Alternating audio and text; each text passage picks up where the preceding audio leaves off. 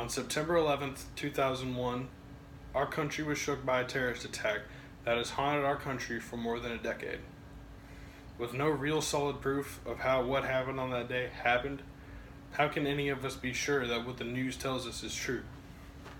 Though it is a touchy subject, there are many conspiracy theories surrounding what could have happened on that day, and I will inform you of 3 different conspiracy theories. Throughout this speech, I will go over the melted theory, the puffs of smoke theory, and the widespread theory. And these are all labels that I put on there just to make it easier for you to follow. The main claim with the melted theory is that kerosene in jet fuel, which burns at 800 to 1500 degrees Fahrenheit, could not possibly melt steel, which has a melting point of 2750 degrees Fahrenheit. The fact of the matter is, in order for the building to collapse, the steel never has to melt. The impact of the plane would have been more than enough to offset the frame enough of the buildings, which can cause enough damage to initiate the building collapse.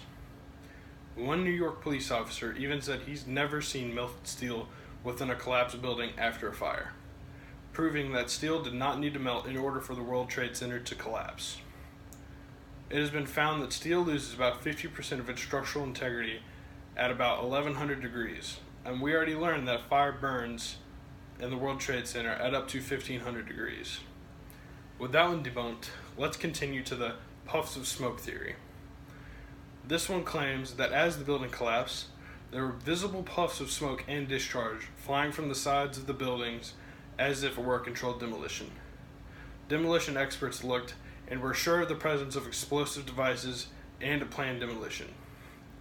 As the building initially collapsed, the weight of the debris came down with unbelievable force on the highest intact floor, and that force has to go somewhere. It all can't compact downwards, so some of it has to fly out the sides of the buildings. Engineers call this phenomenon pancaking, and they also note it does not need an explosion to happen. Note that the floors of the World Trade Centers are not solid objects. They are filled with air, and when floors above come crashing down, it's kind of like popping the balloon. All the air is initially compressed, but it all has to go somewhere. As walls and windows are broken, this leaves little gaps for the compressed air to escape, creating puffs and jets of small debris and what could be confused as controlled demolition charges. Another one down, one more to go. In the widespread theory, note each of the towers had a total of 110 floors. One was struck through the 94th to the 98th floors, and the other was struck from the 78th floor to the 84th floor. The claim is that the damage to this relatively small amount of floors compared to the total could not possibly cause enough damage to cause the entire building to collapse. Some people also reported seeing damage to the lobbies of each building before the collapse. After some research by a government agency, it was found that the plane impact sliced through utility shafts and elevator shafts, not only creating an area for jet fuel to leak, but also causing elevators to crash down to the lobby floor. This opening for jet fuel to leak caused the building to burn from the inside out throughout the entire building.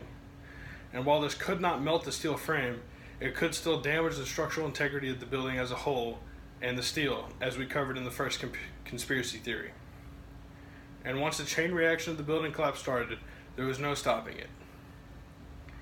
While I cannot prove or disprove anything, I can try to help instill trust in your government, and I hope you know they will never put such situations on their people. With all the news surrounding 9/11 conspiracy theories and all the large following on the internet, it can be easy to believe any one of these. In spite of this, if you believed any one of these previous theories, hopefully I convinced you otherwise. 9/11 shook our country and continues to some theorists as they tried to pin this awful event on our government. I know it cannot have been the United States government, and hopefully you do too. If they were planning to do a controlled demolition, why would they have still done it with people inside? That's one question none of us will never know the answer to for sure. But I can be fairly certain in my mind, and hopefully you can too, that the people who took claim over this fateful incident Al Qaeda are responsible. Thank you.